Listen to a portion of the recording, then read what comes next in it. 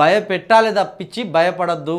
రాజకీయంలో మనం అడుగు పెట్టినామంటేనే ఇక అది ఎంత పెద్ద ప్రమాదం ఎదురైనా మన గుండె ధైర్యం కోల్పోవద్దు. ఏదో సంబరానికి మనం రాజకీయ ఎజెండా ఎత్తుకోవద్దు. గట్టి సంకల్పంతో రాజకీయ ఎజెండా ఎత్తుకోవాలి. ఓ ఎజెండాను పెట్టుకొని రాజకీయంలో అడుగు పెట్టాలి.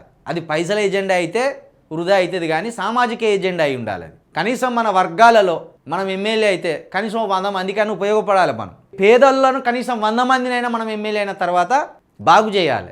అప్పుడు నువ్వు ఎత్తుకున్న ఎజెండాకు ఒక అర్థం ఉంటుంది, నువ్వు మోసిన జెండాకు ఒక అర్థం ఉంటుంది.